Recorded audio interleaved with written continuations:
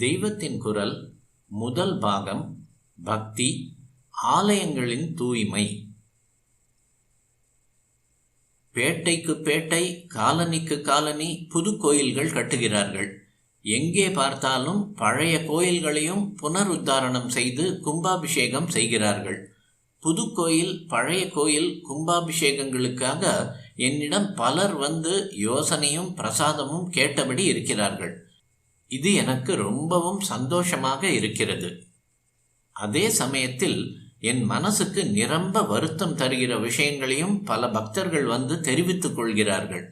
வேறு யாரிடமும் சொல்லிக்கொள்ள முடியாமல் சுவாமிகளிடம் சொல்லலாம் என்று என்னிடம் வந்து முறையிடுகிறார்கள். இவற்றுக்கு நான் பரிகாரம் தேட வேண்டும் என்று கேட்டுக்கொள்கிறார்கள். மற்றவர்கள் வெளியே சொல்ல தயங்குகிற இந்த விஷயங்களை நானும் கூட சொல்லாமல் இருக்கக்கூடாது. எனக்கு எல்லோரும் சொந்தம். சுவாதீனப்பட்ட மனுஷர்கள் என்றால் நான் அவர்களிடம் ஒளிவு மறைவில்லாமல் எனக்கு நல்லது கெட்டது என்று தோன்றுவதை சொல்லத்தான் வேண்டும். எனவே மனசு விட்டு இப்போது சொல்கிறேன்.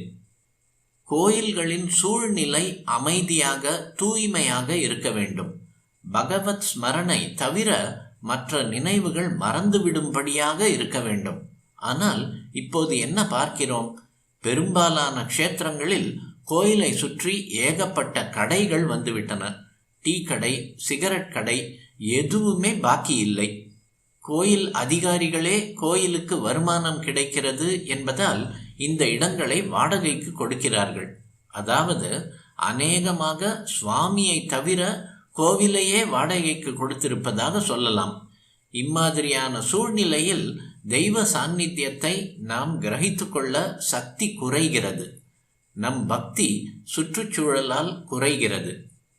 ஆபீஸ் கட்டிடங்கள், காட்டேஜ்கள் எல்லாம் இப்போது பல க்ஷேத்திரங்களில் ஏராளமாக முளைத்து விட்டன. அங்கெல்லாம் தெய்வ சம்பந்தமற்ற காரியங்கள் நிறைய நடக்கின்றன.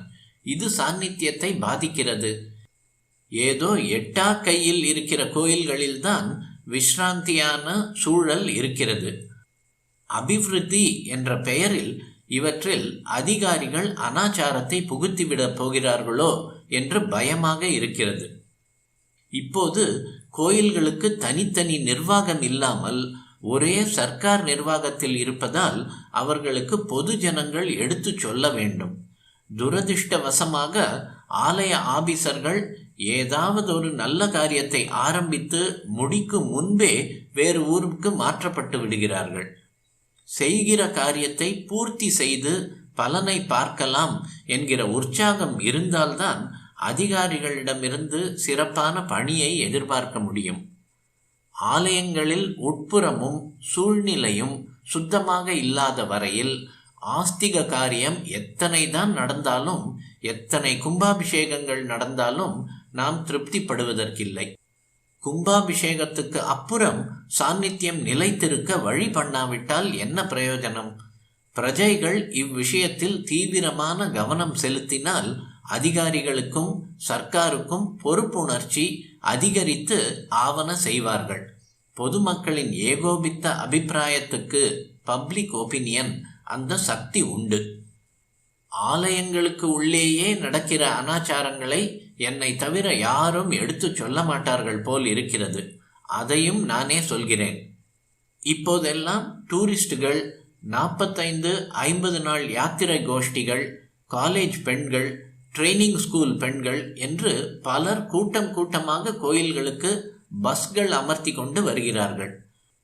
அவர்களில் எத்தனையோ பேர் விலகி இருக்க வேண்டிய காலத்திலும் தரிசனத்துக்கு வந்து விடுகிறார்கள். இப்படி செய்வது தோஷம் என்று தெரியாததாலேயே பெரும்பாலும் கோயிலுக்கு வந்து விடுகிறார்கள்.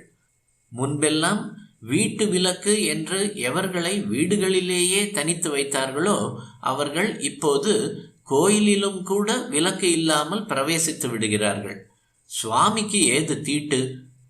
சீர்திருத்தக்காரர்கள் நான் சொல்வதை ஆக்ஷேபிக்கலாம். தீட்டு இல்லாத சுவாமி எங்கேயும் இருக்கிறார். அவரை கோயிலில்தான் வந்து தரிசிக்க வேண்டும் என்பதில்லையே.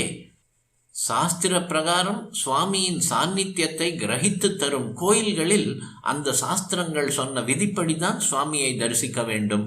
இந்த விதிகளை மீறுவதால் தான் பல மகா க்ஷேத்திரங்களில் விபத்து, விபரீதம் எல்லாம் ஏற்படுகின்றன என்பது என் அபிப்பிராயம்.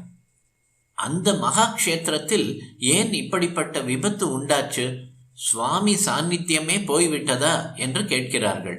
நான் மனசு நொந்து சொல்கிறேன், சுவாமி சாநித்தியம் இருப்பதாலேயே தான் நாம் செய்கிற அனாச்சாரத்தை பொறுக்க முடியாமல் தம் கருணையையும் மீறி இப்படி அவ்வப்போது ஒரு விபரீதத்தை நமக்கு தண்டனையாக தருகிறார். விபத்து என்ற பேரில் சில புண்ணியசாலிகளை தம்மிடம் சேர்த்து கொண்டு உயிரோடு இருக்கிற நம்மைத்தான் தண்டிக்கிறார். நாம் திருந்த வேண்டும், நல்ல ஆச்சார சம்பன்னர்களாக இருக்க வேண்டும் என்று கருணையினாலே தான் தண்டனை கொடுக்கிறார்.